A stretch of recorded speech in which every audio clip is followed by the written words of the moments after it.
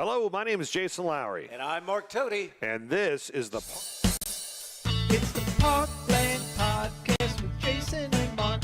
It's the Parkland Podcast with Jason and Mark. They got plenty to say. They got plenty of heart. On the Parkland Podcast with Jason and Mark. It's the Parkland Podcast. Yeah, the Parkland Podcast. It's the Parkland Podcast. Yeah, the Parkland Podcast with Jason and Mark. Jason and Mark. And that way it buffers out.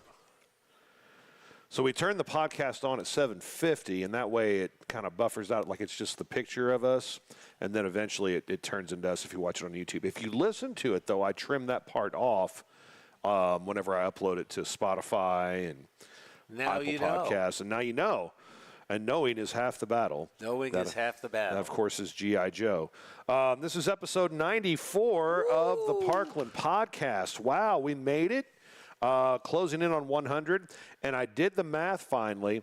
The 100th episode is going to be May 23rd, leading into the Memorial Day weekend. Nice. And I guess we decided just moments ago we're going to take May 30th off. We'll give you like a little bonus show just so you don't forget what we look like. But as otherwise, much as you've tried over yes. the year and a half.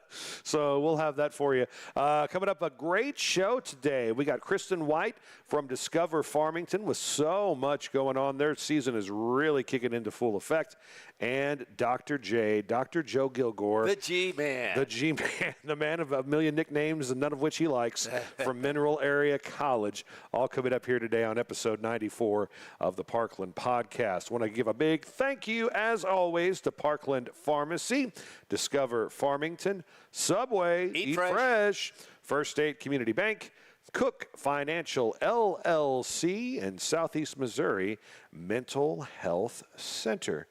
Mark Tody, how was your Easter? It was fantastic. I had such a week. I don't know if you're a history buff or not, but my cousin a long time ago asked me if I would come up and visit him and his wife for a couple of days and just spend some time with them. And I said, sure. And I was going to do it about 3 or 4 weeks ago, but that's when we had that batch of bad weather, right, with all the storms and stuff. So we postponed, and I said, well, I'm going to be up there Easter weekend anyway for family stuff. Why don't we just shoot over to your house? He lives in Troy, Illinois. Troy, Illinois. I knew a dude from Troy, Illinois. That's what we did. And nice. Tom Ladd, who used to work at the radio station, lived in St. Jacob, which is right next door to there. But anyway, we went to the Lincoln Museum the next day, and it was fantastic. If you have even an inkling of interest in history, go to the Lincoln History Museum in Illinois, Springfield, Illinois. It is probably the best museum I've ever been to. Wow. I went to his Lincoln's burial site and went to his boyhood home. And then the next day, we went all over the place. We went to the St. Louis History Museum, Forest Park, the St. Louis Zoo. We went to a restaurant called Piccadilly on Manhattan. You got to go there. It's really good. Huh, okay. And then it's, I think it's called the Candy Factory in downtown St. Louis. It just says candy on the outside? It says, I took a picture because I knew I couldn't remember in my old age. It is called Crown Candy Kitchen. Ah, okay, Crown Candy. Yeah. It had the best milkshake that I've ever had. Oh, man, so you had a great time. It was awesome, yes. Awesome, very good. We had a great Easter, too, hanging out with the family a little bit, always fun. The kids, I went to Best Buy. I haven't been to Best Buy probably since like 2002. Oh, it's been at least that long. They have a whole podcasting aisle. It was, I walked in there like, whoa, I need this, and I need this, and I need that, because I needed a piece of equipment because if you noticed last week's show, we were like leaned in to the computer screen. Now we're back to back to operational form. Our normal handsome selves. Yes. So I had to purchase a video capture card, but it was great. Took the boys up there. We watched the Mario movie. And then they picked out their Easter gifts, which they wanted wireless headphones for their devices. Like father, like son. Yeah. So I'm like, okay, great. So we had a great time at Best Buy, man. That was awesome. Well, let's tell you what, I got to give a shout out this morning to the ladies at the Methodist Church in Farmington. They had a big salad luncheon yesterday. Salad luncheon. And it was really, really good. Although I will give everybody this tip. Do not go straight from a big salad luncheon where you eat like a cow because it's all lettuce and vegetables. It's all healthy. And then go to the Civic Center and try to work out. Oh. Not good. Not good. And then last night I went to the Semo Family Violence Council Trivia Night. And our team, we did okay. I think we were tied for fourth. Hey, but they had a walking taco bar. Yes. I wasn't sure what that was, so I just told everybody it's where the tacos are good. They walk right up and go into your mouth. Yeah. But they were pretty good, so we had a good time with that as well. We had a big meeting Thursday for the United Way of St. Francis County as what we look to hire a new executive director. So much more on that coming up as well. So are you down to candidates at this point, or we may be down to candidate? Candidate. Oh, okay. Wow. So big news could be coming very, very soon in that regard. Walking tacos. So yeah, you just take the bag of chips and you open it up and you put the meat and everything inside the bag and then crunch it up? No, they gave us a little cup. Little cup? Little okay. saucer, and you put the chips in, then you put the meat on, and then you put all the other stuff on there. It was tasty. Because sometimes the fancy kids they'll buy like the little bags and then just open them up. That's always a lot of fun. I don't think they would trust us with that. They wouldn't trust me. Lucy, by the way, for Easter, she wanted a stuffed animal. She picked it out herself. She got on Amazon herself and picked it out. She's like, "Can I buy this?" And I'm like, "Yeah, sure," thinking that we didn't have, the card or anything set up on there. Click, okay, it's on its way, Dad. I'm like, oh, gosh. Miss Lucy is that good combination of tech savvy and still got that little kid left in. Yeah, she does. Thank goodness. Yes. But getting back to school this week was nice.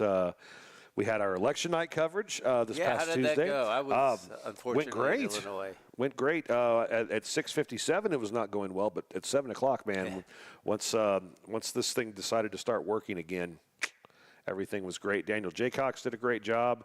I want to thank our sponsors, Mac Tech, Pettis Automotive, Kent Sism, your candidate for presiding commissioner of St. Francis County, and by Bauman Oil. And kind of the poor Kent Sism, he was there, hanging out, talking to everybody. Everybody else in the room was all, super nervous. They're running for something or what have you. And we finally pulled Kent onto the air. And as soon as we started talking, Kevin Engler comes back in with a bunch of results. But Kent was so cool under pressure, he took the microphone and walked over to Kevin and put it right in his face so everybody watching on the podcast could hear. Kent. So, he was media savvy, Kent Sism. So, big thanks to him and Daniel and everybody that tuned in. We went over 5,000 followers on our Facebook page that night. Thank you, each and every one of you, 5,000 plus. We appreciate that. Tell your friends, tell your neighbors' friends. Everybody like us. Download us. We appreciate it. Our goal is to be like the Kelsey brothers. Oh, man. Bussing with the boys. Those podcasts are next level, man. But, hey, you never know. If we get everybody in St. Francis County to pay attention, maybe it'll work out. All right, so we need to give you the best value in entertainment in the history of broadcasting, and that is your Bella Herman health tip of the week. And people hear it, but they don't see it. So we want to introduce you to our latest co-worker, the one and only.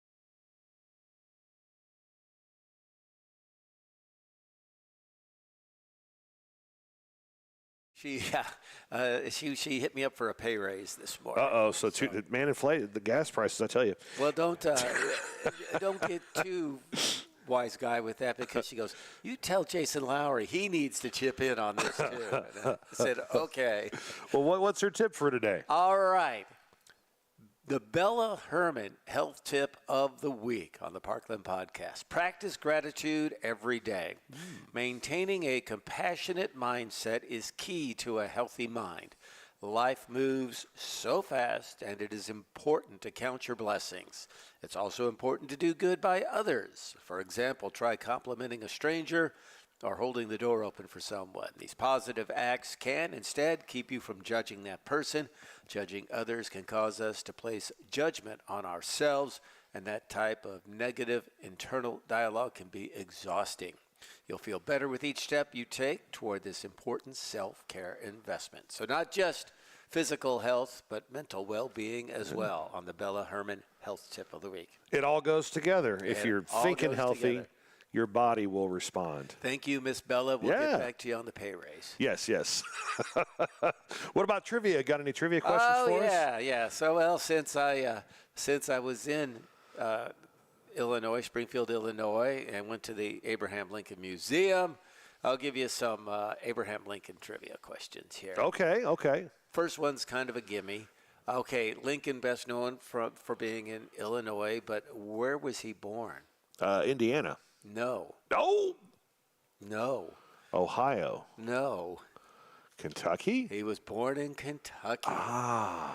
Okay, you kind of already answered the other question. What other state did he spend a lot of time in? Indiana. Yeah, there you go. Okay. Yeah, I guess where he was first elected, maybe that's why it hit my brain. All right, what play was President Lincoln watching when he was assassinated? I know the answer to this, and I'd freak somebody out when I knew it at a trivia night the other night. Our American Cousin. That's very is the good. name of the play, yes. Very good. How many sons did Abraham Lincoln have? 2? He had 4. 4? Of those, little trivia for you, only one lived for a full life. Wow. The other 3 all died early. He has no immediate descendants left. Huh. No great. Right. There's uncles. There's not uncles, but there's cousins, Nieces and nephews. Okay. and stuff like that. Wow. All right. What was Abraham Lincoln's middle name? Oh boy.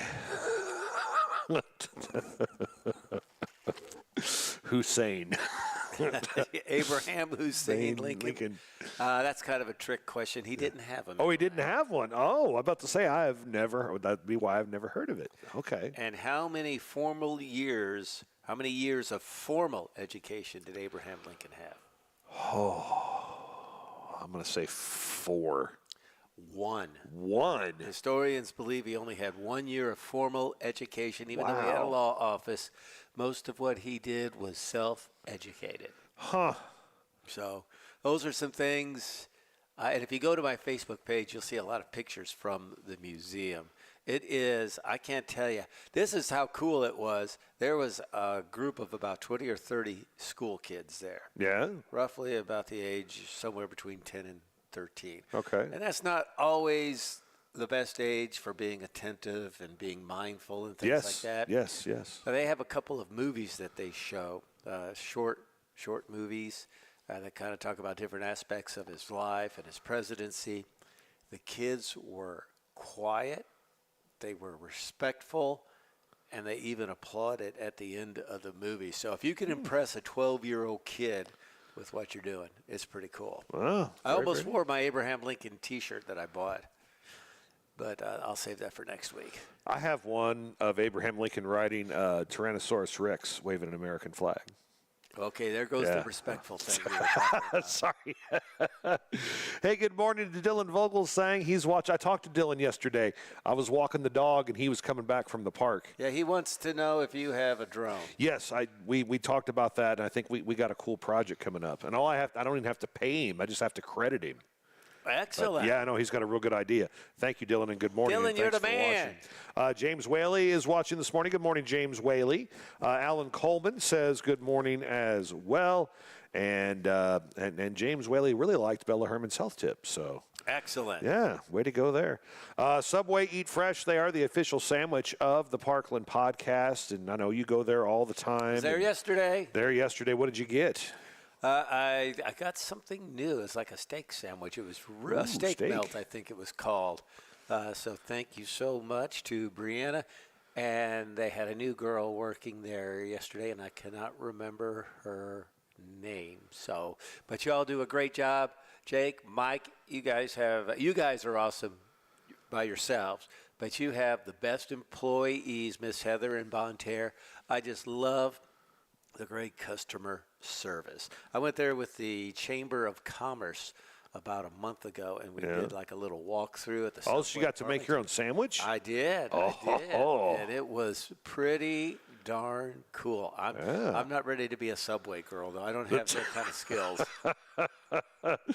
Subway Eat Fresh. I saw Mike last night at the Farmington Knights baseball game. I cleaned up the trash so he could have a front row seat to Way to go. watch grandson Ben play some first base, although he might have been pitching. He played first base in the varsity game, and then I think he was going to maybe pitch in the JV game. But Subway Eat Fresh, they have locations, of course, in Bonterre, Deloge in the Walmart Supercenter, Park Hills in downtown, Farmington in the Maple Valley Center. They're in St. Jen. They're in Bloomsdale. They're in Ironton and Fredericktown. Subway of the Parkland, Eat Fresh. First State Community Bank, the official bank of the Parkland podcast. That's where the business checking account goes, and that's where Mark and I both bank as well because they take such good care of us. I will be there actually tomorrow morning. Our church, they count their deposits at First State Community Bank. That's where my church has their accounts as well, so I'll be there. I help to count. I sat there and volunteered a couple of months ago, said I'll do it, and they said you can do April and I think August. So wouldn't you know, last week was the first week I was supposed to count, and I had to miss. Oh. Skipped out on the first week, but they forgave me in good Christian Lutheran standards. But I love First State Community Bank. Everybody is so friendly when you walk in there. It is amazing. You feel like you're dealing with family members and not just just people, not just bankers. Right. So, I love First State Community Bank. I love everything they stand for in the community. I remember when they were First State Bank, but they said we're going to put the community in Community Bank, and because that's what's important to us. First State Community Bank, FSCB.com. And they are going to be with us next week. Kristen Scooter is going to be joining us to talk about all kinds of good things that they're doing. Probably the Horizons Club. I bet she's going to mention that. I'm sure that's going to be Get some details on that. So that's coming up next week. First State Community Bank, FSCB.com, an equal housing lender, member FDIC. And by the way, you want to tune in. You want to tune in to every show, but next week should be kind of interesting because if he shows up, we're going to have somebody dressed up in period costumes with all kinds of cool props. Yeah. That's what he's promising, so we'll see. We'll see. I think I know who that is. That's all coming up next week on the Parkland Podcast. 8:20 on this Saturday morning. Good morning, Tammy Coleman. I guess Tammy and Alan are sitting together, but both watching the podcast on their separate phones. And I guess we're doing better because Tammy didn't have to send us little warnings on. Oh, yeah. Hey, you guys, watch mics what are you say. Can't believe you said that. Local news coming up next. It's the Parkland. Parkland Pharmacy is out to prove that local independent pharmacy is alive and well. We work hard at giving you an excellent experience every time you come to see us. We love what we do, and we would love to take care of you. There's no need to be frustrated with your health care. If you're tired of what your pharmacy is not doing for you, then stop waiting in line and come see us today. We have 6 locations across Southeast Missouri, so Google us to find the store nearest you or visit parklandrx.com. Parkland Pharmacy is a local pharmacy at its finest. Your future deserves more than guesswork. It deserves a plan. At Cook Financial LLC, we provide personalized financial planning tailored to your goals, from investment strategies to retirement planning. And we don't stop there. We also offer personalized and commercial insurance solutions designed to protect what matters most: your family, your business, and your legacy. Whether you're building wealth, preparing for retirement, or safeguarding your assets, we're here with personalized guidance. Call 573-664-1032 to schedule your personal consultation. Planning today for a more confident future. Cook Financial, located at 427 West Karst Boulevard in Farmington. All securities offered through Money Concepts Capital Corporation, member FINRA, SIPC. Cook Financial, LLC is an independent firm not affiliated with Money Concepts Capital Corporation. Right. Time to check your local news now here on the Parkland Podcast. The local church is mourning the passing of their pastor. Father Larry Huber died Thursday afternoon in a motorcycle accident in southern Jefferson County. According to the Highway Patrol, Huber was driving his Honda cycle on Highway V at Mount Olive Road when his cycle skidded, trying to avoid a vehicle that was turning from the highway. Father Huber was the pastor at Immaculate Conception Church in Park Hills. The Missouri Highway Patrol is investigating a vehicle accident involving a horse that happened around 2 o'clock this morning on Highway M at BB. Crash reports are posted on the Highway Patrol's website. Sheriff Jeff Kreitz seeking help in locating Kelly Dwayne Branham. He's a 55-year-old with brown hair and blue eyes. He's wanted in St. Francis County on a felony warrant for probation violation. The original convictions for possession of a controlled substance and resisting arrest. Branham is known to frequent rule bontaire. If you have any information that could lead to his arrest, you're asked to contact the St. Francis County Sheriff's Department.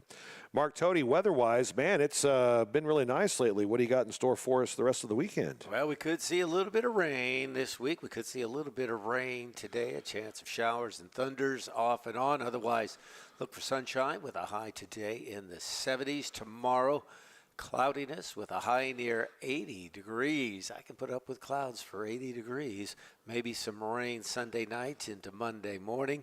Tuesday, more like summer, partly sunny with a high of 86 and a chance of rain again Wednesday, Thursday, on into Friday with highs in the 80s. Well, so that's your latest weather forecast right here on the Parkland Podcast. Quick break. Let's check the events. They're powered by Discover Farm. Discover Farmington. Explore the Parkland.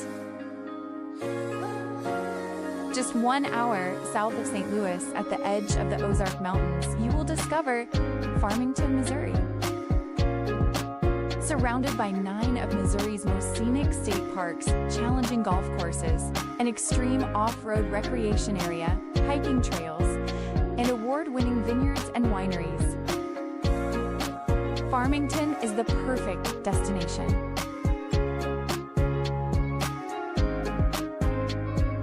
Learn more about accommodations, parks, dining, and events at discoverfarmingtonmo.com. At First State Community Bank, our why is simple: to bring a positive impact to every community we serve. We are your neighbors and partners in building a stronger hometown. We work side by side with our community to help local businesses grow and families succeed. Our team takes the time to understand what matters to you, combining personal services with the latest technology so you can bank your way. Stop by one of our locations or visit us at fscb.com.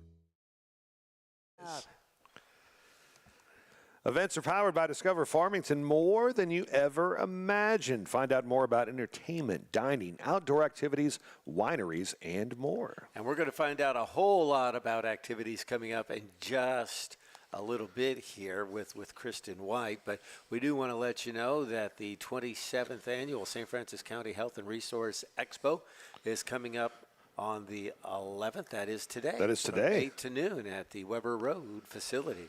Also going on in just a few moments, Autos for Autism's Benefit Car Show. That's from 10 to 3 at the Memorial United Methodist Church today in Farmington.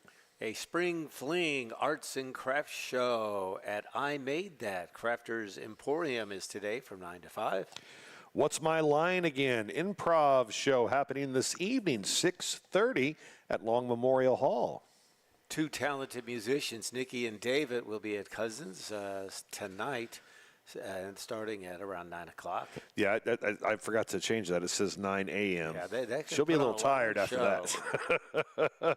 Here's something to get excited about. Local author Dr. John Fitz will be signing his book series, The Age of Arthur, at the Farmington Public Library next Saturday from 11 to 3. He will be our guest next week on the Parkland Podcast. Absolutely. Looking forward to that. I'm about 130 pages into book number 1. It's a good read, folks. It's a very good read.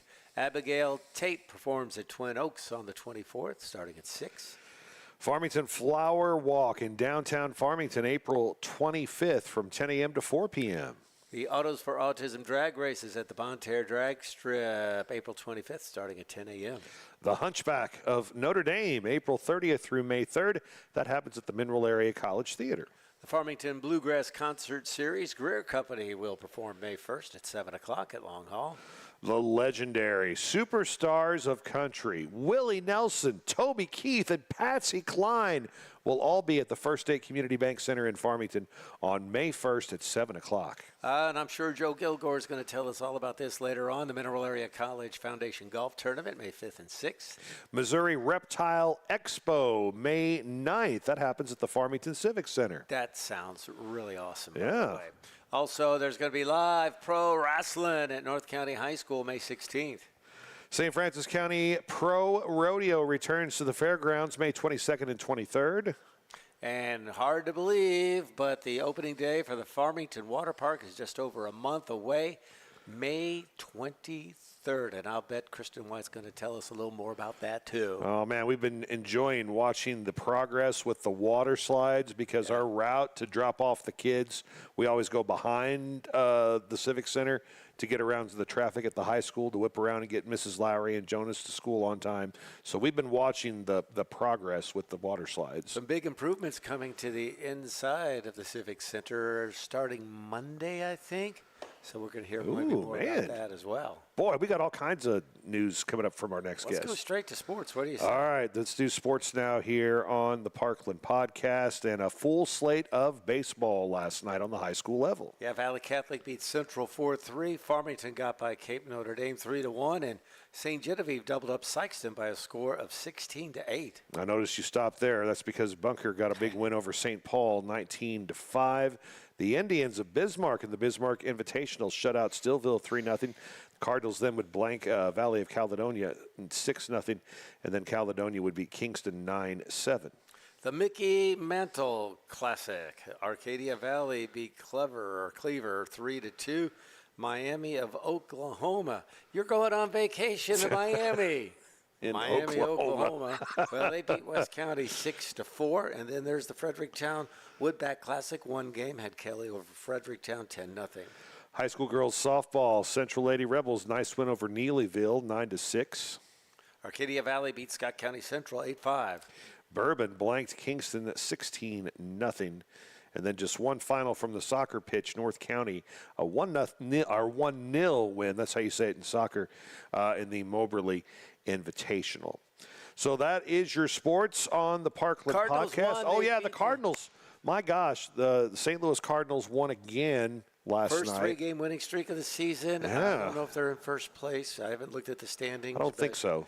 They're much better than I thought they would be. They're much better than everybody thought they would be. So we'll see what happens. But I have watched more Cardinal games this year. I have too. And let me ask you this. You're watching on, I guess, your cable provider? Yeah, whatever channel 672 is. How many commercials do you see on commercial breaks? Like, are you seeing actual advertisers, or are you seeing, like, promos for Cardinal stuff?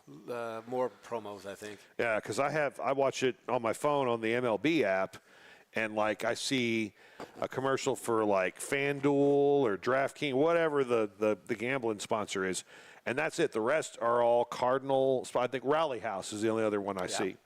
But I didn't know if that was just on the app or – I don't know. And I wonder, too, are sales down sponsoring the Cardinals this year? I would assume yes. Well, they kept it a mystery where you could watch the Cardinals games at for most of the spring, and I think that might have something to do with it. I would agree, too, but very, very interesting. Anyway, Cardinals off to a great start and another win last night, 3-2 over the Boston Red Sox. Same two teams back at it again this afternoon at Busch Stadium.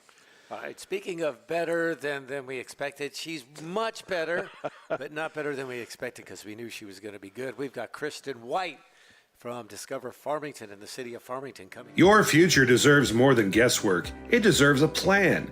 At Cook Financial LLC, we provide personalized financial planning tailored to your goals, from investment strategies to retirement planning. And we don't stop there. We also offer personalized and commercial insurance solutions designed to protect what matters most: your family, your business, and your legacy. Whether you're building wealth, preparing for retirement, or safeguarding your assets, we're here with personalized guidance. Call 573-664-1032 to schedule your personal consultation. Planning today for a more confident future.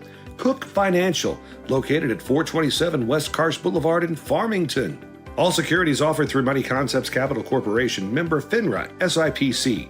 Cook Financial, LLC is an independent firm not affiliated with Money Concepts Capital Corporation. Parkland Pharmacy is out to prove that local independent pharmacy is alive and well. We work hard at giving you an excellent experience every time you come to see us. We love what we do, and we would love to take care of you. There's no need to be frustrated with your health care. If you're tired of what your pharmacy is not doing for you, then stop waiting in line and come see us today. We have 6 locations across Southeast Missouri, so Google us to find the store nearest you or visit parklandrx.com. Parkland Pharmacy is a local pharmacy at its finest.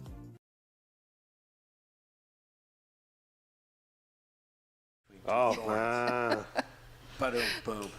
Mark Tody made a great joke off the air. We should have had Kristen sit in between us.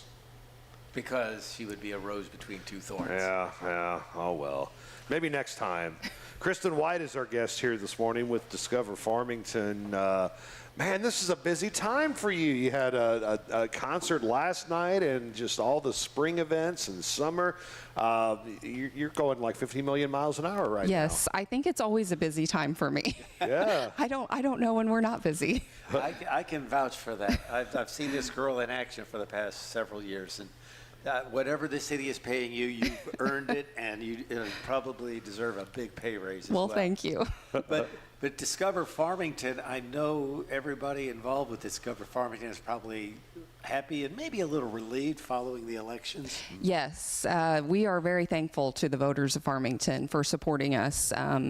That was a big deal to have that pass. So, and this time we will not have to put that back on the ballot. So it's going to stay in place. So, so thank you very much to our voters, and thanks to our hotels for really being the ones that collect that tax and that really support us. So we're very grateful. The cool thing about that tax is, for the most part, Farmington residents, even St. Francis County residents, don't have to pay it. Right. It's just whenever you're visiting a Farmington hotel. So it's, not usually going to be a Farmington resident that's going to be staying in their own hometown. So that helps support all of the events that we put on and the events that we sponsor. DiscoverFarmingtonMo.com is the website. I, of course, go there every week to put together the events page for the Parkland podcast here. And I tell people all the time, go there, because people will say, there's nothing going on here, and your mind will be very quickly changed. Yes, there is a lot going on in Farmington, especially, like you said, in the springtime. There's some great outdoor events happening. The Autos for Autism car show today. We've got Flower Walk coming up, and a lot of great performances. We had String Union at Long Hall last night. We had a great turnout for that, and there's some pretty big shows coming up here in the next month or so too. And you probably, is it a year-round thing, or do you get a little break when it comes to scheduling things like B3? I don't really get a break. I'm working on that right now, and I feel like I've been working on that since B3 ended last year. So yeah, that's kind of a year-round thing. Another big event, the Farmington Bluegrass Concert Series will continue May the 1st. Greer Company coming to town. Tell us a little bit about the series and what they'll bring. Yeah, so Greer Company is a band out of Rolla, Missouri. They're a family band, so it's husband and wife, and they've got some little girls that play instruments too. So, but they are professionals. They sound amazing. They actually had opened up for Hannah Harper, who, if you've been following American Idol, she's a contestant on American Idol. So they had opened up for her, I think it's been about a month and a half ago.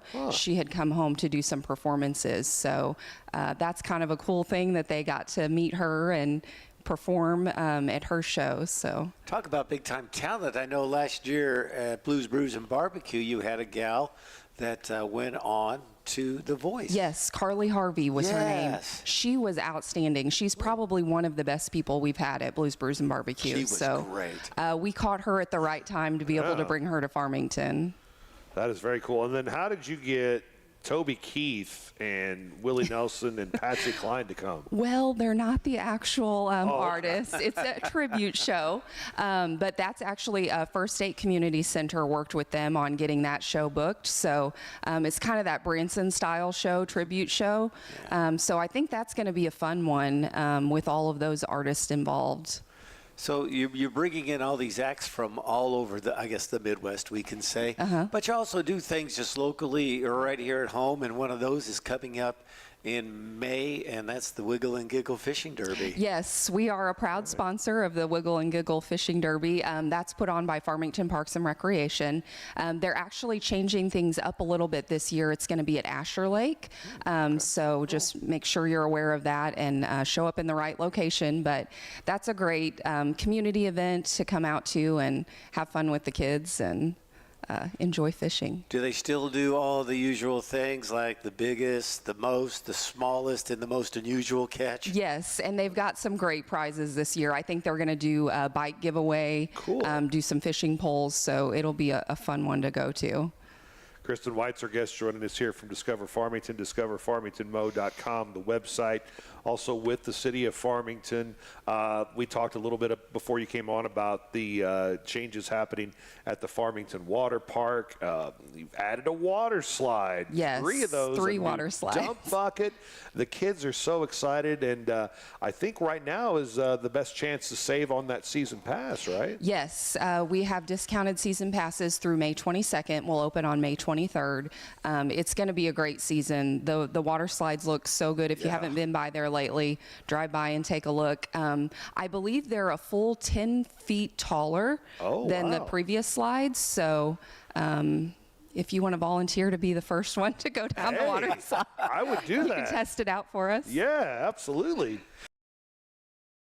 Well, and people think of the water park and they think, well, you got to go between, was it open at 11 o'clock? And that's when you got to be there. But you also have after-hour parties and businesses and all that? Yes, we have some really fun events planned for this year. We're bringing back the Twilight Sip and Swim, which is the adults-only night. That'll be in the evenings. I think there's one in June, July, and August. So there'll be 3 chances for you to come out to that. And then we're also planning some sensory nights. So kids that have sensory sensitivities can come out after hours when it's not quite as crowded. Things will be a little bit milder, turned down, quieter. So that'll be a really great event for you to come out to, for families to come out to. Kristen, weather's starting to warm up. More people are walking outside maybe than they were a month ago. And that's probably a good thing because the walking track at the Civic Center is getting a facelift, right? Yes, that is starting this coming week. They're going to do a different surface on the walking track, so that'll be an improvement there. So yes, unfortunately, you won't be able to use it, but you're welcome to walk downstairs or take advantage of a park. You know, head out to Engler, walk outside right now, and get some fresh air. Just dodge the pickleballs that are going to be down there, right? Yes. Yeah, it gets pickleball crazy down there.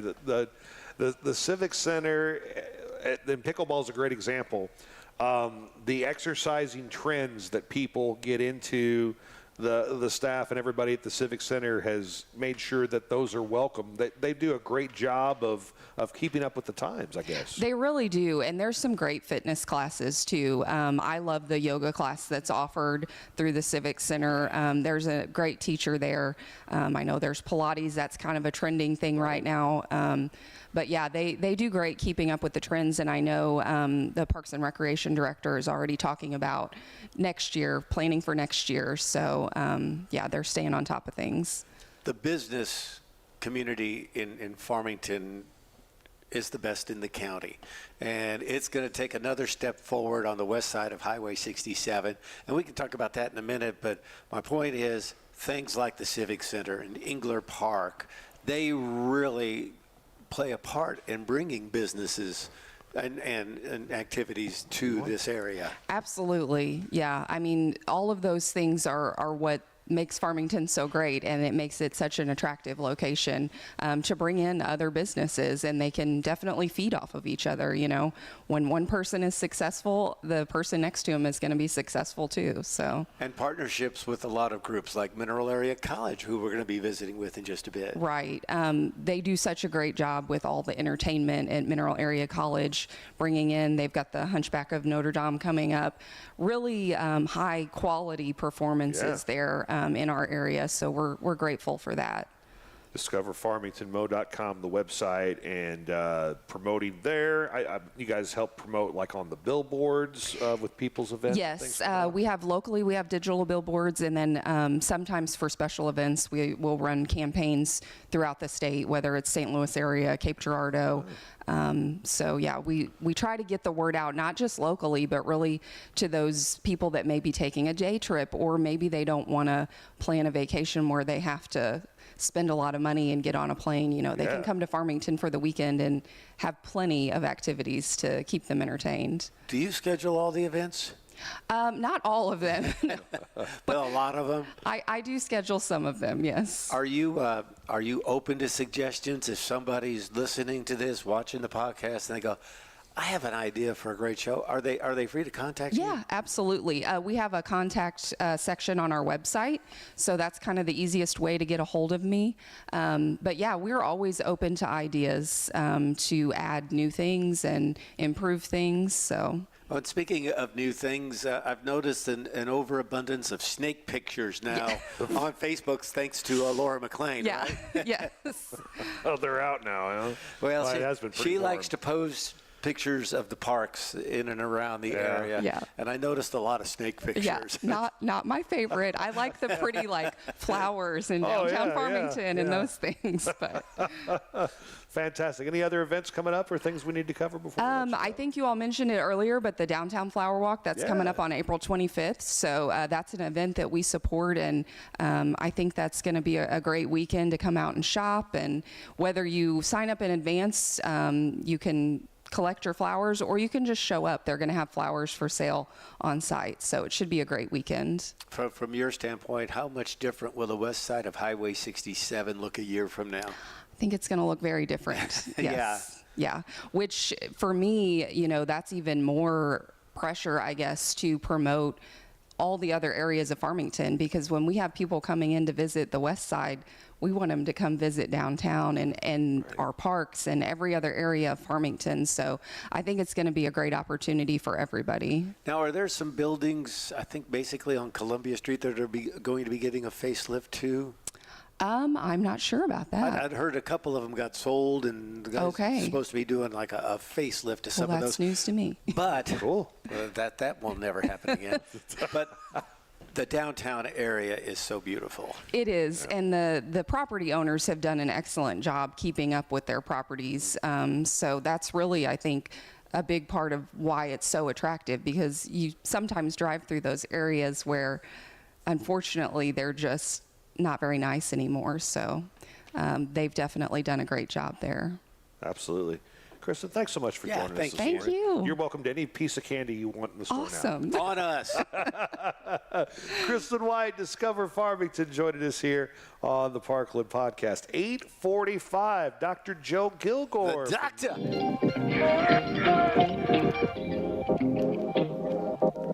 Hi, welcome to Subway. What can I get for you today?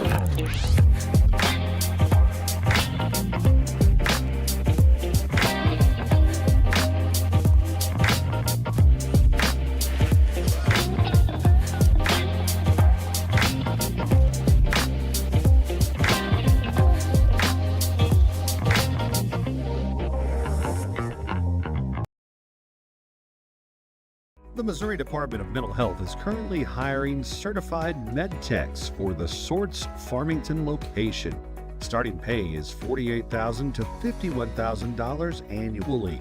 Benefits include a generous retirement plan, 3 weeks paid vacation, and 13 paid holidays. Life, health, vision, and dental insurance are also available. Interested applicants should contact Human Resources at 573-218-6800. That's 573-218-6800. The Missouri Department of Mental Health is an equal opportunity employer. Your future deserves more than guesswork. It deserves a plan. At Cook Financial LLC, we provide personalized financial planning tailored to your goals, from investment strategies to retirement planning. And we don't stop there. We also offer personalized and commercial insurance solutions designed to protect what matters most: your family, your business, and your legacy. Whether you're building wealth, preparing for retirement, or safeguarding your assets, we're here with personalized guidance. Call 573-664-1032 to schedule your personal consultation. Planning today for a more confident future. Cook Financial, located at 427 West Karst Boulevard in Farmington. All securities offered through Money Concepts Capital Corporation, member FINRA, SIPC. Cook Financial, LLC is an independent firm not affiliated with Money Concepts Capital Corporation. Discover Farmington. Explore the Parkland. Just 1 hour south of St. Louis at the edge of the Ozark Mountains, you will discover Farmington, Missouri. Surrounded by 9 of Missouri's most scenic state parks, challenging golf courses, an extreme off-road recreation area, hiking trails, and award-winning vineyards and wineries, Farmington is the perfect destination.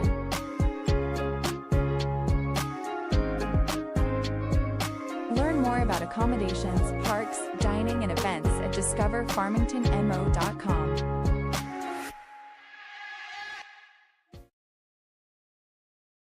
I got to figure that out. Oh, very good. All right, here we go.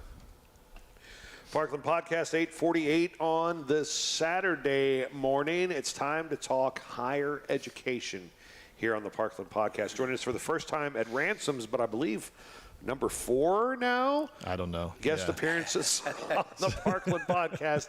Dr. Joe Gilgore, good morning, sir. How are you? I'm good. Good morning. Great to be here. Glad you're here. And this is, we mentioned when Kristen White was here with Discover Farmington, busy time with Discover Farmington.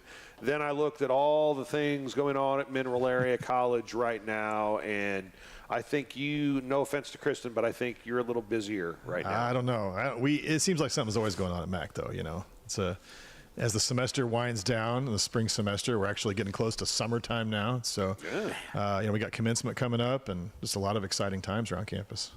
Well, let's start with commencement because you have, I would say, and people like to do the Mount Rushmores of different things, but definitely a Mount Rushmore of Mineral Area College graduates and people from the Mineral Area speaking at your commencement. Tell us about this great honor.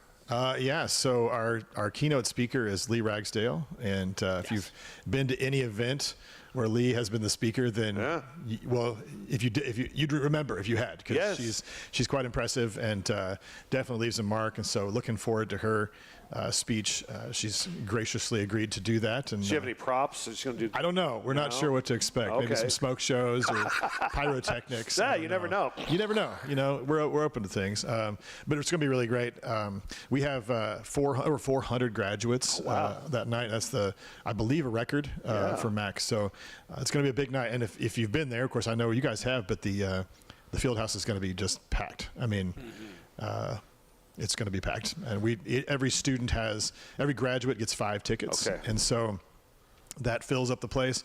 And if you do not know a graduate and you don't have a ticket, then, probably not a good idea to come by. I'm just saying, because it's going to be full. It's just parking and everything. Let's save room for those that had tickets with the students. But it's a really great night. It's the greatest night of the year at Mac. We love celebrating. It's a huge party. You going to have it on YouTube, hopefully? I believe there's some sort of a streaming option, or at least watching it afterwards, if not live. But I do believe there's an option. So will there be other past graduates or certain students that'll be recognized as well? Well, we do have a few awards. We have the Gail and Rowena Simmons Service Award, and that is going to Bruce Williams from U.S. Tool. And Bruce has just contributed a lot to the college financially, but also his time, and just he's the brain behind our Industry and Technology Center, our building that was built, and helped design it, and just it's safe to say that building probably wouldn't have happened without him. And so it just really been a part of MAC for a long time. So we really appreciate Bruce and his support. And then our alumni of the year is Dr. Jamie Lamons from Farmington High School. I know her. Really familiar with her work. Yeah. Dr. Lamons is great, and so it's just a really nice time to celebrate. We used to, back in the day, apparently, we would do one or the other of those awards. They would do the Simmons Award or the alumni. The next year we'd do the other one. And we decided a few years ago, we're just going to do both because we just love recognizing people at MAC. I mean, that's kind of one of our core values is recognition. So we make sure we get as many people in there as we can. You said something about the tech center earlier on. That building just amazes me with not just how big it is, but the variety of uses you've managed to. Yeah. Did you realize when this thing opened up that it would be used in all these different ways? We had no idea. We knew that the community would use it from time to time, of course. It's weird. You'll go in there and there's maybe a big band concert going on, or a senior citizens expo, or a quilting group, or the range is so wide of what happens in there, and that's the great thing about that building is it can be used for a lot of things. What it's used most for, though, of course, is training and educating students. Yes. And so people don't often see that because they go in the public areas, but the building has been such a tremendous addition to our campus and our community. Just overwhelming support for that building and what we've done with that, and it's busy all the time. There is something going on all the time. Rachel Starbird does our event director for the building and the campus, and man, she's just booked up solid. It's really cool to see. You had a trivia night there. What has that been, about a month or so ago now? Maybe a little more. Yeah, the MAC trivia night. Yeah. That you January, February, somewhere in there. A little bit of a month, yeah. You emceed it. Yeah. And it was amazing to me because some of the questions dealt with things that happened 40, 50, 60 years ago. And our team did pretty good. We finished in the top half of, there's like 60, 70 teams, something like that. Yeah, something like it's that. It's the biggest one around. It is. It's huge. The winning team was a group of students, and I'm like, no way. Yeah. Well, good for the college, though. That's right. Hey. Yeah, hey. Whew. Yeah. Man, that was pretty cool, man. Yeah, a bunch of high school and That's a fun kids. night. That's it is. It's the biggest trivia night around, and man, it's just such a fun night. Those things are fun. I know all three of us attend a lot of events around here, and a lot of fun things go on in this community that there's never a shortage of. But that is just one of the biggest and best, and we love being able to put that on. Raise some money for our foundation, which goes towards our students. So students earning their money that night, I guess. Yeah, they did. Yeah, show off the brains. And how about that basketball team? Man, such a good year. Winning the region, going on and winning the district up in Chicago pretty easily, actually, which was a surprise. We found out we were playing Malcolm X, and typically the Missouri region winner goes on to play Triton, which is in Chicago as well, and always a tough game. And so we were kind of expecting we win, we get to play Triton. Well, Malcolm X upset them, and then that game, it was just it was lopsided from the beginning. And I know Malcolm X is a really good team. They were great, so hospitable. We're downtown Chicago, and it was a really fun night, and getting to see the student athletes celebrate that win, and for Coach Irons, he's been here. This is his second year. And really I would say his first team. I'm not going to be an expert on basketball recruiting, but when a coach comes in May or so, they're kind of dealing with the players they didn't get really necessarily recruit. Right. And so they have to recruit a few. They got to have some players that are still there. They don't get to kind of build their own team. And so he spent, last year and then this year built his team. And, man, it showed. Man's just a really talented coach. Coaching years for Vashon, of course, in St. Louis, and multiple state championships. But really cool to see the guys win the district, then go on to the national tournament. Didn't turn out so well there. Lost our first game in Hutch. But just a great experience. Fourth time in MAC's history that we've been to the national tournament. So pretty cool. Got to give a quick shout out to my buddy Brian Coker and his brother. I know they were out there. They do. They follow back everywhere. They travel. They went to the volleyball national tournament in Clarksville. That was fun too. Women made a little run there in the fall. So it's those guys are great supporters. You mentioned recognition earlier, and you have a lot of employees that recently received some recognition. We do. It's such a fun time. in the spring, we do employee recognition. We have several awards. We added 2 new awards last year. It's just really, it's so cool to nominate and recognize people. And all of our awards are nominated by fellow employees and then voted on by employees. So, it's definitely people that know each other, that are doing this. But yeah, we had several. I got my right here on my list. The classified staff employee of the year is Michelle Crocker. Michelle's worked at our front desk for a long time. She's retiring this summer, so it was really kind of a fitting way to go out to win the classified staff of the year. The professional staff employee of the year is Paula Boyer. I know many of you know Paula and the work she's done. Just fantastic. Such a friendly face on campus. Everybody loves being around her. Just a great ambassador for the college. Our faculty member of the year is Rodney Wilson. Now, Rodney has been with Mac for a long time as well, and he has done such tremendous things on campus, not only on campus, but just in general. I mean, he's the founder of LGBT History Month in October, like the nationwide founder of that. Really? Works at Mineral Area College. And that is just so impressive. I've told people that, and they've said, oh, yeah, at Mac. I'm like, no, like the United States. And so just a really cool backstory there. And he's been working really hard on our new Flat River Junior College, Mineral Area College Community Museum. I said the title wrong, but he'll know what it is. We have kind of a makeshift museum on campus right now in the library. We're actually doing some renovations where it's going to have its own space. And people will be able to, and he's got some really cool things from, Flat River, we've been around 102 years now. So, it's neat to see all that stuff. So he was our faculty member of the year, and he's also being recognized in Seattle on Sunday night this week for a national faculty member of the year through the American Association of Community Colleges. So for the similar work. So really proud of Rodney and the work he's done. Our adjunct faculty member of the year is Faith Gibson. Does a lot of work with curriculum design, helping access to students. Of course, and adjuncts are just a much needed backbone to our college. We have mostly full-time faculty teaching our students, but adjuncts are part-time faculty that come in. They may be experts in their field. They maybe have a job someplace else. They just come on and take on a role, a class here and there. But without them, we wouldn't be able to survive. I mean, there are always classes that we need help filling, and adjuncts really help with that. So definitely appreciate Faith and her work. Last year we had 3 new awards. I said 2. We had 3. Our new Cardinal of the Year award, kind of a Rookie of the Year for Mac. And that was Allie Whisker Brooks this year. Allie has taken our dual credit program to completely new heights at the college. She's the second person to win that award. I believe Paula Boyer was the first winner. If I remember right. Surprising, shock.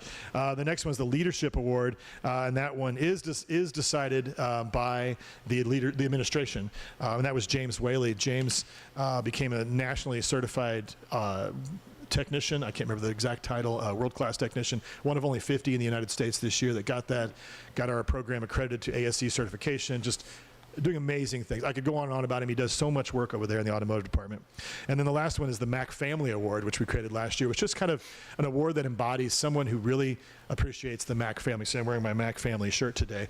And last year was Dr. Keith Zaromsky. This year, Matt Jarvis was the winner of that. And if you know Matt, you know that if anybody says Mac family, it's Matt Jarvis. So really just a great day. We had a wonderful time celebrating our employees. Well, let's celebrate you a little bit too, because it's been a good year for you personally. It wasn't a bad year, yeah. 2025 wasn't bad for me personally, no. Tell us a little bit about your award. Well, in April of 25, Rodney Wilson's award is at Seattle at the American Association of Community Colleges. At that event last year, I was named the CEO of the year for the nation, and just such a shock. I mean, I was so surprised by that and just honored. My board of trustees nominated me, and I went to that awards ceremony, sat in the very back. Me and 2 other people at this empty table in the back, knowing that as soon as they announced the winner, I was out the back door because I wasn't going to win this thing. Had to take the walk of shame all the way to the front, of course, when that happened. But really just amazing, really humbled, because it's not about me. I mean, anything that's done at Mineral Area College, there's such a great team that's behind that makes things happen, and it's really impressive to see those things. I was also named the Central Region CEO of the Year for the Association of Community College Trustees, which is the trustee professional organization, and they nominated for that as well. They do, I think, 5 regions in the United States, and so we got to go down to New Orleans last October and accept that award, and just a tremendous honor. I'm so humbled by these things, and I can't. It's hard to believe. I still don't believe it. I see this hardware in my office, and I just think, how did that even happen? I don't get it. But for the college, though, another was really great because we were named a great college to work for from the Chronicle of Higher Education. MAC has had that designation before. I think it was 2011. And basically, the Chronicle sends out a random survey. It's not a random survey. It's a survey to random people that work at MAC, and then they compile that data. They use your salary data, your benefits, all these things, and then rank the colleges in the United States based on this great college to work for. We were the only community college in Missouri. We were only one of only 22 community colleges in the United States, and there were only about, I think, 70 some colleges and universities throughout the United States awarded anyway. Just a amazing honor, and again, it goes to the great people. It is a great place to work. We have such great people, and it's just really fun to watch every day and be a part of it. We were also named to the Aspen Top 200 Community Colleges, which is the Aspen Institute for Community College Excellence, is an organization that celebrates community colleges and helps research and study community colleges in the nation. And we made the top 200. We're still going. That final list is determined in 2027. It's a 2-year process. So they basically notify you in the top 200, then you have to do a bunch of work. And so our people are doing a lot of work to get data and things in, and then they announce the top 25, I think, next, and then the top 10 go to New York City and do a awards ceremony. It's $1 million prize that's given out, and that's divided up among, I think, 6 or 7 of those. 10, 6. Yeah, I know. As soon as I said it, I knew it. Sorry. And so I did it to Kevin Engler on election night. I'm sure he appreciated that. Yeah. So anyway, it was a great year of recognition. We made a goal in 2019 that one of our goals would be national recognition, and it's happened several times. Jim Gerwitz, National Athletic Director of the Year in 2023. Our basketball team was the #1 seed in 21, I think, when Luke Streggy took him to the national tournament. These are the kind of things that all campus-wide we're trying to make sure this country knows who MAC is. For a little bit of reference, there are well over 1,000 community colleges in the United States, so to be in the top 200 is impressive. We're pretty proud of it, yeah. That's pretty good. All right, a little harder question now. Okay. The budget, the state budget, I guess the first round from the House, sent over to the Senate. Yeah. And you've been doing this a while now. You've paid attention to a lot of legislative sessions and funding. Funding cuts are happening right now. Where does this rank with initial budget proposals from what you've seen in the past? Well, there was a time, I've worked in community colleges for over 20 years in Missouri. I've been at MAC for 7, but I remember there was a time with Governor Nixon who said, I'm not going to cut you, but you can't raise tuition either. Well, that was in the economic downturn, and it was I wasn't in charge of those things at the college I was at, but it was a really tough time because expenses were still going up, but you couldn't raise your tuition, but you also weren't getting more addition from the state. So there's been some really rough times through. It's kind of par for the course for community colleges. We are grossly underfunded and have been forever. There's $1 billion of higher education funding in Missouri, and community colleges get 174,000 of it. $1 million, sorry, 1 million. 1,000 would be a lot less. 174 million. But yet we serve nearly 40% of the students in the state. Right. And over the past 5 years, community colleges are the only sector of higher education in Missouri that enrollment has gone up. And so, it's a fight every year to get funding, fair funding. So then, this year the state comes in. The state's in a little bit of trouble financially, and so they were looking at things that they could possibly do. We were called into the Capitol. We honestly expected the House budget leadership to tell us we were getting a reduction overall, like a flat. The governor recommended flat funding. So when they call you up there, it's never good news. They never call you up there to tell you you're getting more money. Right. They do that in email. You get the bad news in person.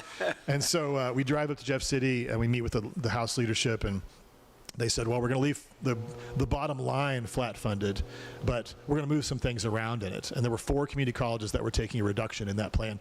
We were one of them. About $265,000, which, that's not going to shut our doors. We're prepared right now. MAC's in pretty good financial shape. And so, but it's still not good. In fact, St. Louis Community College was seeing a reduction of nearly $10 million in this plan. So we were the least of the 4, but still, nobody wants that.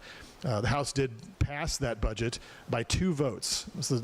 From what people are telling me, it's the narrowest margin a budget has ever passed the House. And it was largely because of this section, the higher education part. And so, It's 2 votes, man. I mean, we got so close to making changes happen, but it's okay. It's moved on to the Senate now.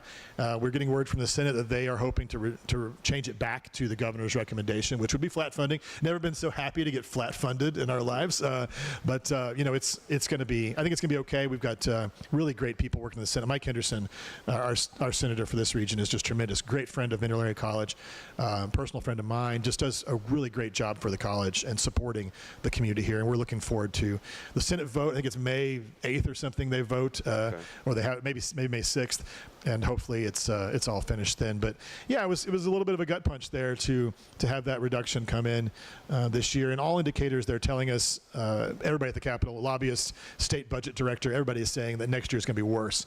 Probably looking at maybe 10% reductions next year. So we're taking some precautions right now to be prepared for that. As I said, MAC is in much better shape than we've ever been in. We had a trouble in COVID times. We got cut. Fundings were cut in the middle of the year. That's the worst part to do it. Enrollment tanked. It was just a horrible time, of course, for everybody, the world, but it was really bad for MAC, and our reserve situation was not good. It was just not good at all. MAC was not prepared for that.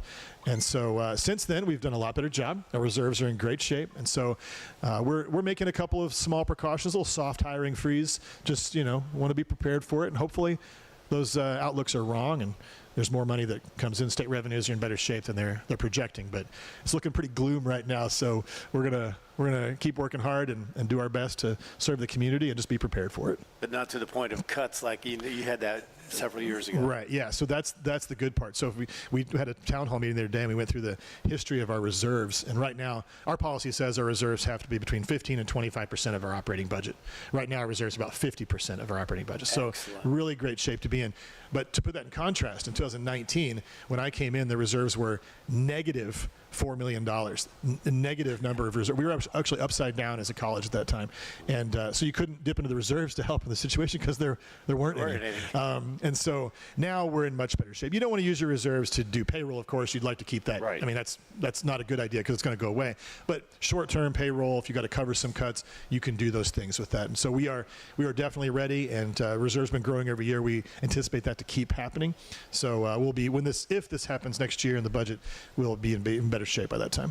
Federally, how much money do you receive from the federal government? We don't directly receive a lot of federal funding other than financial aid. So it's mostly passed through, of course. The students get it. It goes to us for the programs students are taking. But, our TRIO programs, our federally funded grant programs are at risk. President Trump's recommended budget changes eliminate all TRIO programs.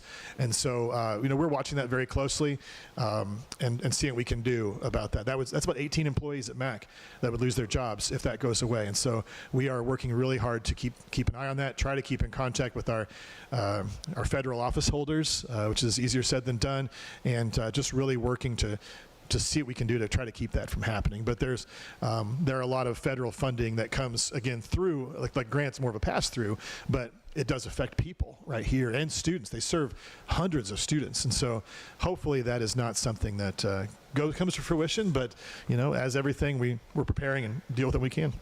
I got to ask you, because it seems like there was a time I covered MAC board meetings for 30 years, and this goes back to when I was still covering the meetings. There was talk of a farm for the college. Yes. Is that still in the works? Yeah, and it's done. We got a farm. It was thanks for bringing that up. We have got a grant a few years ago from the state, a couple years ago, to start an animal science program, and we eliminated our horticulture program during the COVID era, and we had a lot of ag teachers from high schools come in and say, "Hey, why'd you eliminate your ag program? We have ag students." And we're like, "Well, we didn't have any students in it, and that was part of the problem." And they said, "Well, in horticulture," they were like, "Wait, well, we want animal science. We don't this is what we really want." We're like, okay, well, let's build something that actually is going to bring that in. And so it was a long time coming, yes, but we hired a great instructor, Ryan Bohan, and she's ready to get started. We've been searching for a farm for a year and a half now, looking for 100 acres in the area.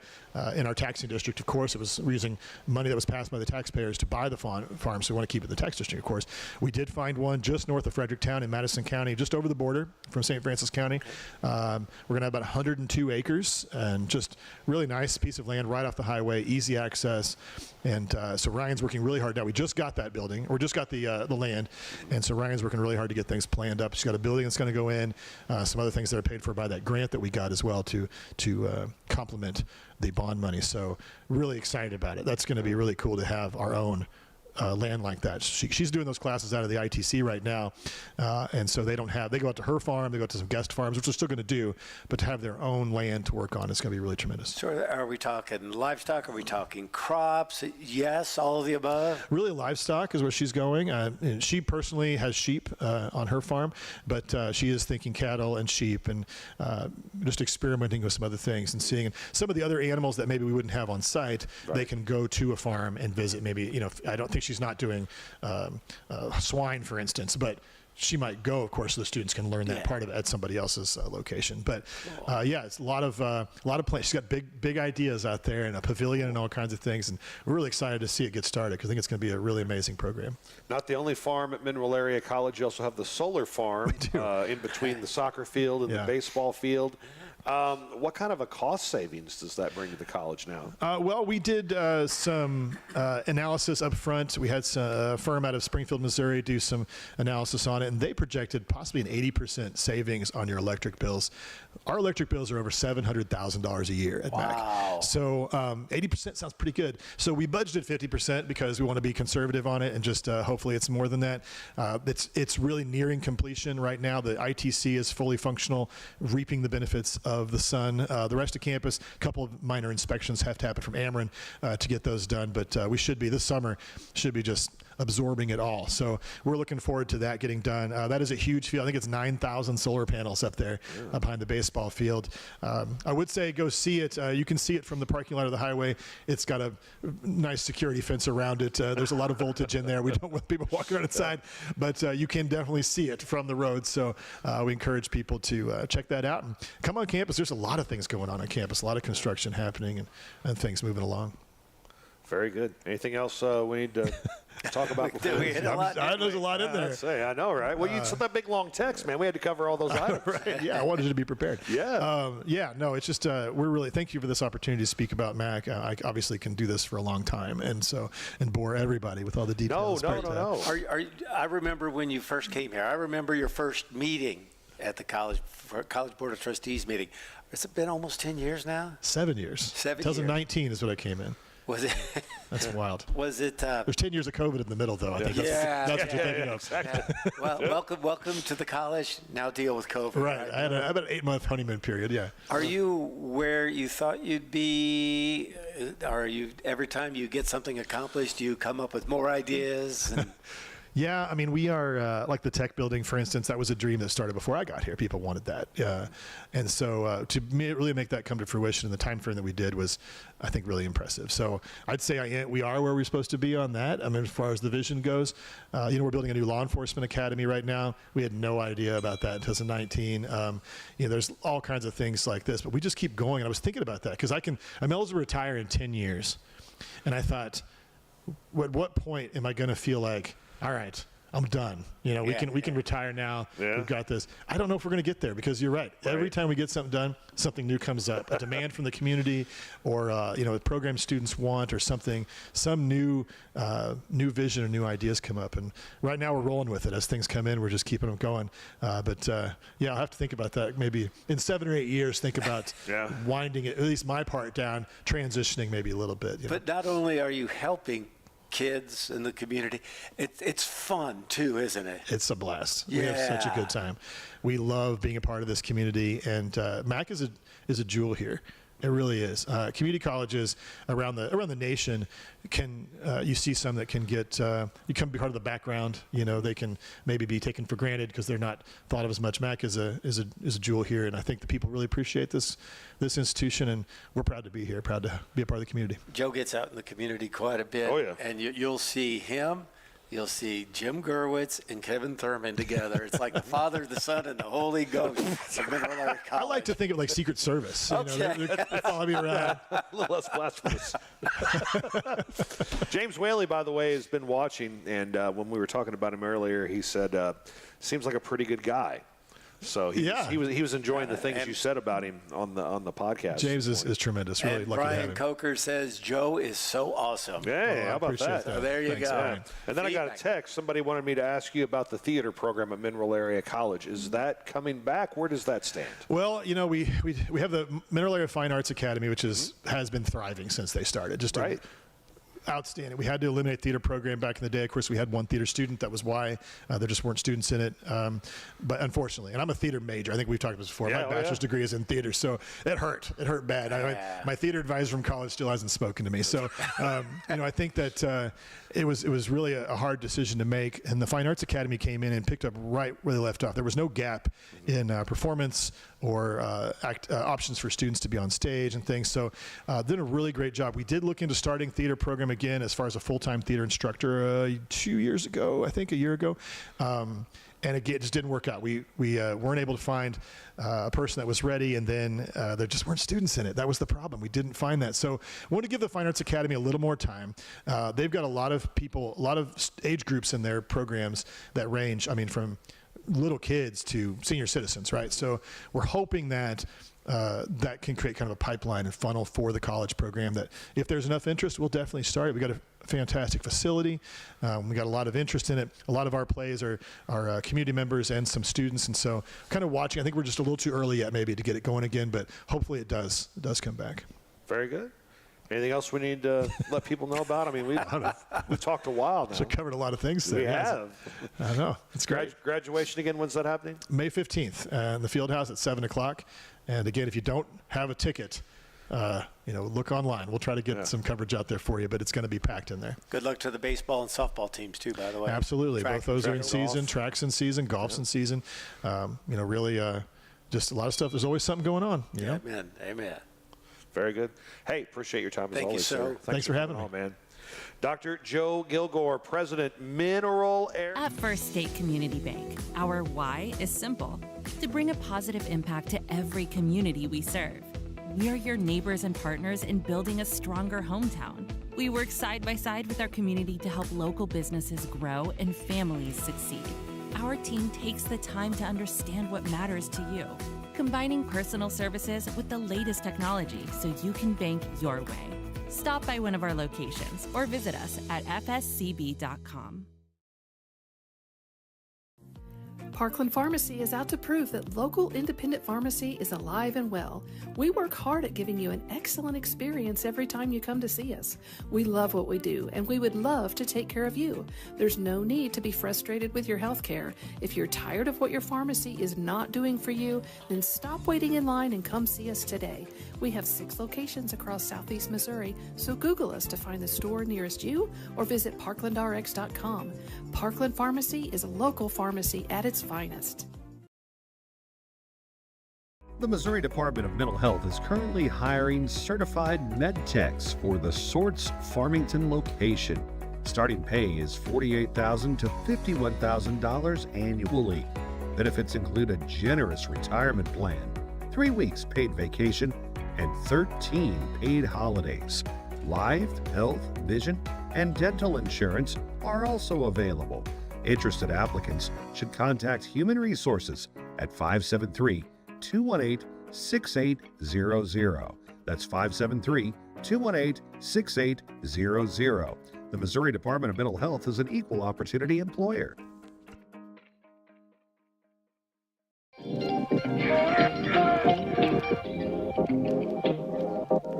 Hi, welcome to Subway. What can I get for you today?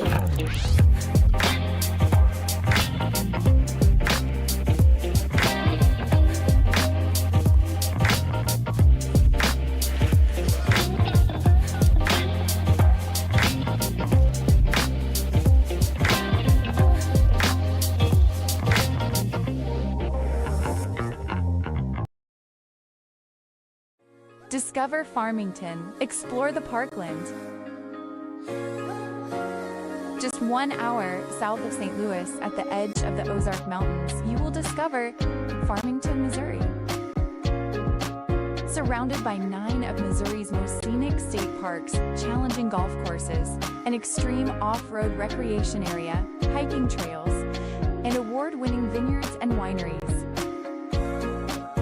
Farmington is the perfect destination.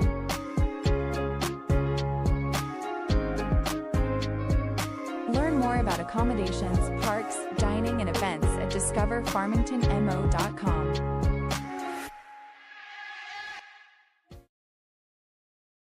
Excuse me. Let's do some birthdays now on the Parkland podcast on this Saturday morning. Who is celebrating a birthday today, April the 11th? Well, I just saw her yesterday over at the Life Center for Independent Living. I saw her daughter going into Farmington High School the day before that. Jessica Pierce with a birthday. Her daughter, Ella, is a very good volleyball player. Very good in Mr. Lowry's sports broadcasting class, too. And just a sweet kid. Just a sweet kid. I don't know about sweet kid, but... Yeah, she is. Jessica, happy birthday to you. She's going to Kansas City, I think, this weekend. Ella is probably, and her sister, they play volleyball just about everywhere. Yeah. Oh, yeah. And she's already getting college looks and things like that. So happy birthday to you, Jessica. Enjoy your time on your birthday on the road. Kim Hafley went to high school with her. She aged much better than I did. Happy birthday to you, Kim. Mandy Bruce. Mandy's mother is Pam Bruce, who worked for years at Mineral Area College. I've known Mandy since she was about 3 years old. Happy birthday to you. And Rachel Gillespie celebrating a birthday today. Rachel and her sister had a horse, and they named it after me. Wow, what an honor. Tote Man the horse. I've had a frog named after me. I've had a horse named after me. I get around. Endless dinner specials at the Pasta House in Farmington. Yes. Thank you very much. I saw Nancy the other day. She went into the Methodist lunch, and she brought a big pan of salad with her. And I said, Let me open the door for you. Yeah. If you've got enough salad there, we can just go ahead and put that in my car. Yeah. She wasn't having that. But happy birthday to you, Rachel. Happy birthday today to young Jaylee Cunningham. Yes, sweetheart. It is her birthday today. She's been popping in every now and again with Mom whenever she has to stop by the athletic office at Farmington High School. I want to say she's 5 because I know the other day at the Easter egg hunt she told me she was going to find 5 Easter eggs. So maybe that's 5's the theme, I think. Happy birthday, Jaylee. Hope you have a great day. And Wayne Pope, the doctor, Dr. Pope, graduate of North County High School, the pride of French Village. He is been in charge of the music program at, I think, Western Kentucky University. And Wayne, I apologize if I'm giving out the wrong college right now, because I'm sure that it'd be like, telling somebody that worked at SEMO they worked at Southwest. But happy birthday, Dr. Pope. Hope you have a great day. What about tomorrow, Sunday, April 12th? Erin Thomas celebrates a birthday. She lives in South Dakota with her 2 boys. One of those is Riley Thomas, who I've gotten to know over the years. So, Erin, happy birthday wishes to you from all your friends and family down in this area. I hope you have a fabulous day. By the way, Jaylee is 4. We just got confirmation from Grandma? Mom. From Mom. From Tia. Mom? Yeah. Hi, Tia. Yes, Good morning. and hi, Jaylee. And Jaylee said thank you for the birthday wish, too.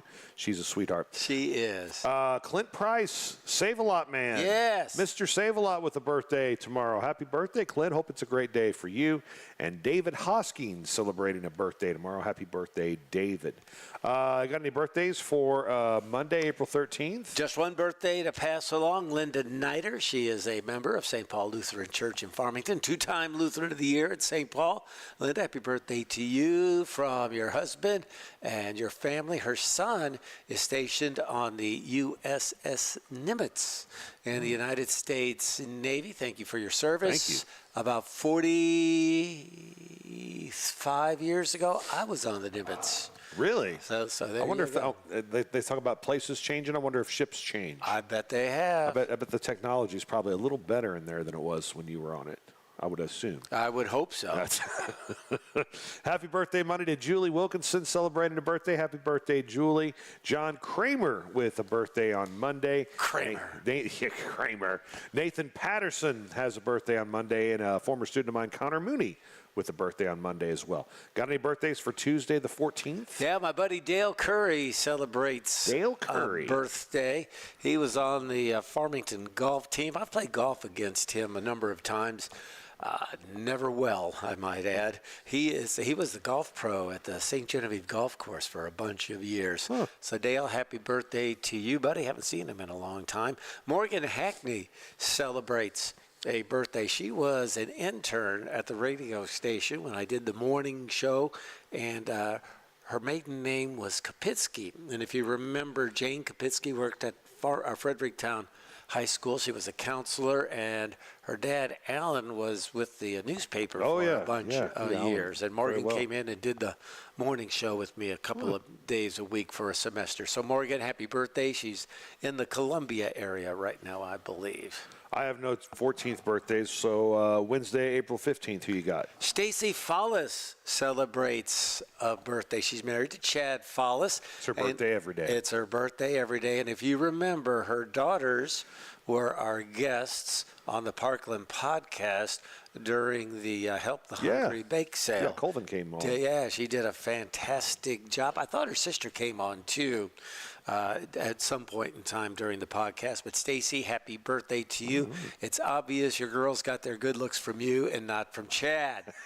So Chad's got similar hairlines to what I have, which is not much of one. So happy birthday to you.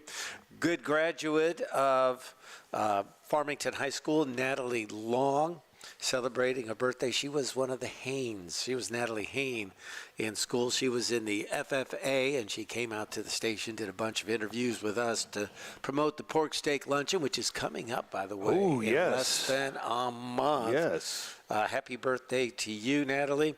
And a longtime educator in the Farmington School District, Angie Winch, celebrates a birthday. I think she's been retired for a few years now, and she's much younger than me, and she may be about closer to your age. But Angie, happy birthday to you.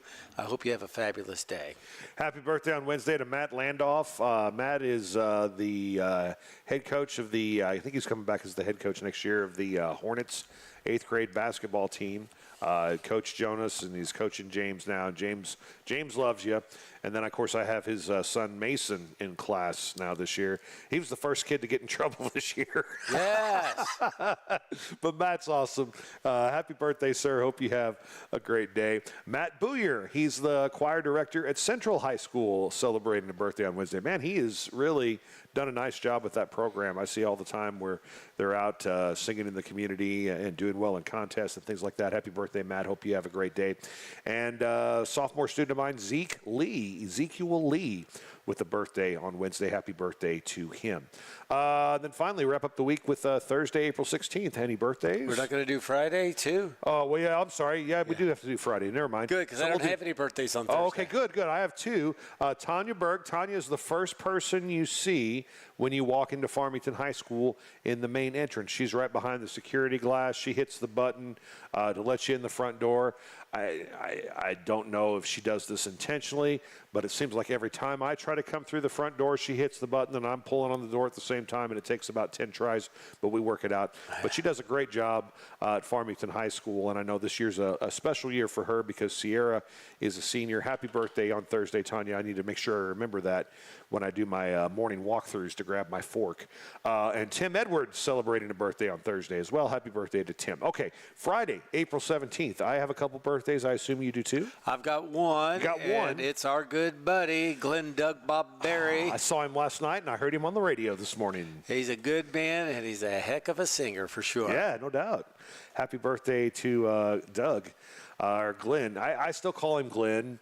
I know Doug is his real name. He went by Doug, I think, for like 2 weeks when he first started at KFMO way back in the day. And then somebody called and talked about walking by his house all the time and describing his shutters and what time he came home in the evening. And that's when he decided to start going by Glenn. And has been, Glenn on the air ever since. But Mr. Doug Berry, history teacher at Marquand, loves the school down there. I know they love him too. I mean, I guess he's got to if he drives down there every night, every day.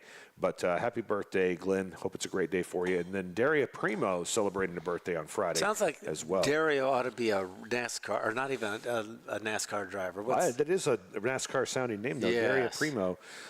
She works at the station. I guess I don't want to say the dump. Because that's she works at the dump. She works at the dump, but she works at the I guess it's the dump. The St. Francis County Recycling and something. The transfer station. Transfer station. See, that sounds so much nicer. Yeah. So much more glamorous than the dump. Happy birthday, Daria. I hope it's a great day for you. Last Saturday was Corbin Hafley's birthday. I missed Corbin's comment in the election night coverage. He said, "I love you, Mr. Lowry," like twice, and I totally missed it. And then the next day, Wednesday, he comes in. See the long-haired dude? Yeah, he's the long-haired dude. Yeah, good dude. He's like he's a big fan of Mark Toady too, and he's like, did you just not see me? Did you ignore me? I'm like, what? And then I went back and saw the comments, and I feel awful. So I love you too, Corbin Hafley, and he had his birthday this past Saturday. So there you go. Quick break. We do music to The Missouri Department of Mental Health is currently hiring certified med techs for the Sorts Farmington location. Starting pay is $48,000 to $51,000 annually. Benefits include a generous retirement plan, 3 weeks paid vacation, and 13 paid holidays. Life, health, vision, and dental insurance are also available. Interested applicants should contact Human Resources at 573-218-6800. That's 573-218-6800. The Missouri Department of Mental Health is an equal opportunity employer.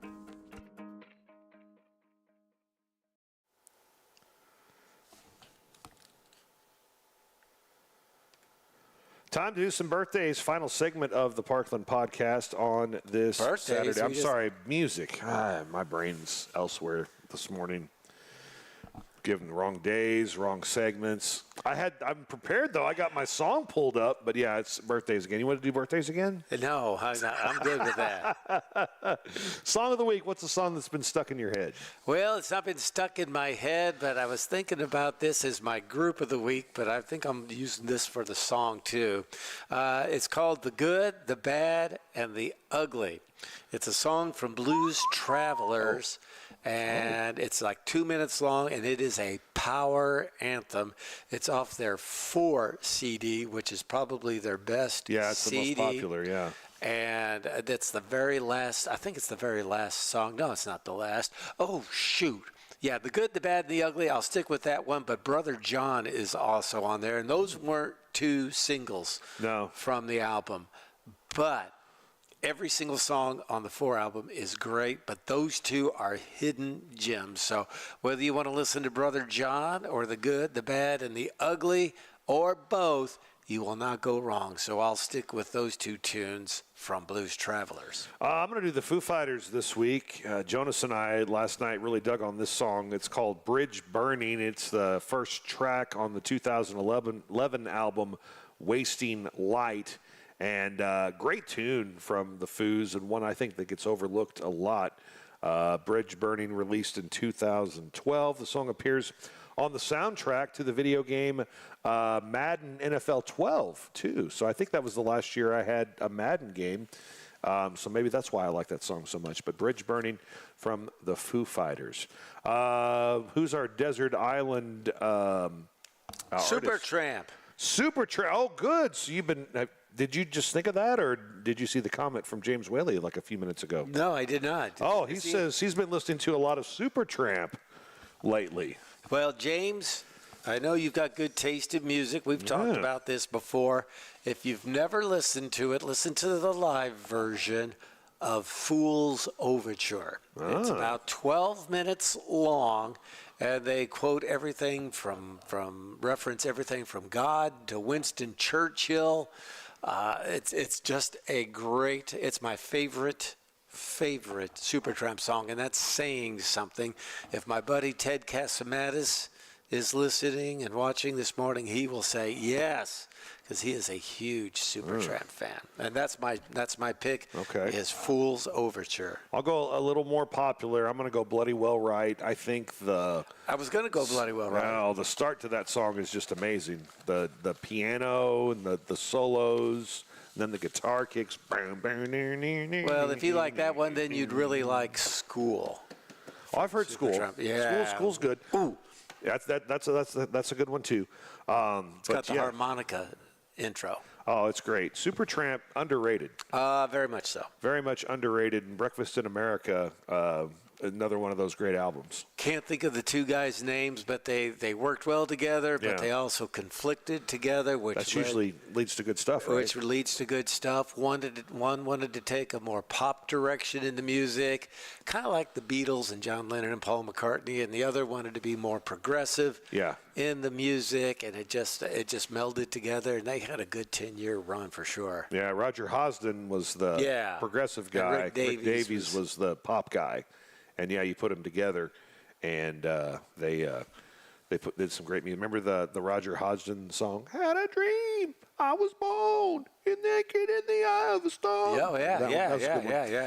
And I'm trying to think. I know there was some with Rick Davies. Did he do the "Come Dancing"? Do do do do do do do do.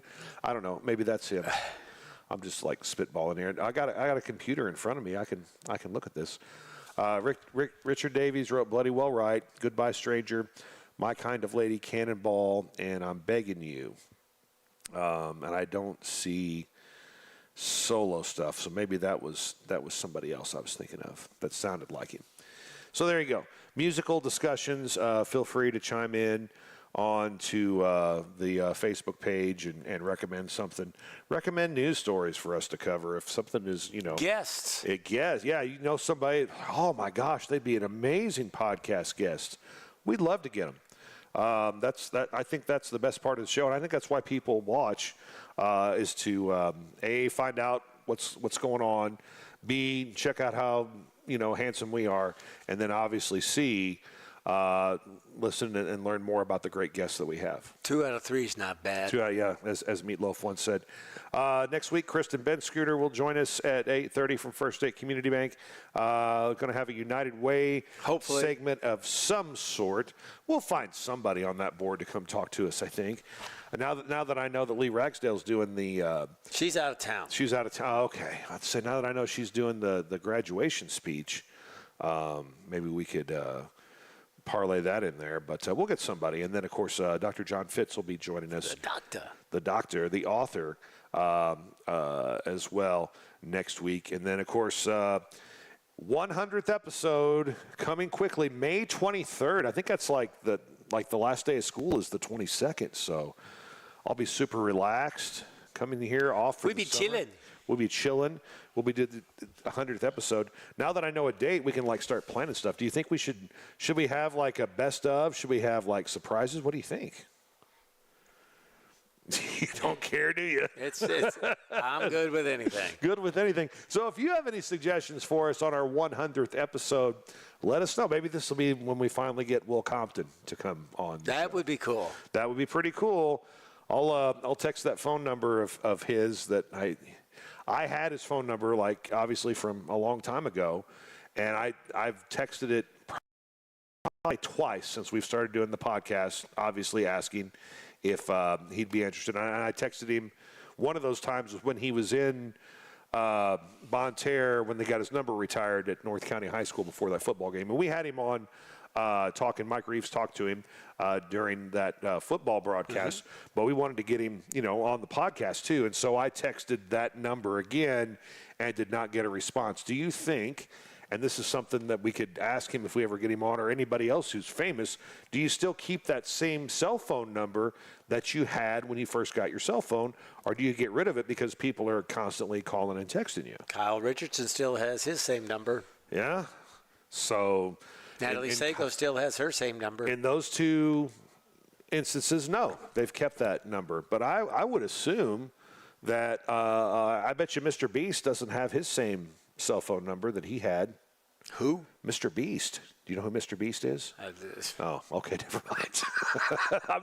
I was trying to think of somebody young because, like, somebody older like Michael Jackson, he didn't have a cell phone number before he got famous, but I'm trying to think of people that maybe did. I'm curious about that. We'll find out someday, but there's a couple of examples of people that still kept them digits. There you go. Keep your digits. Keep your digits. Keep your 631, your 330, your 366, whatever you have. Well, that'll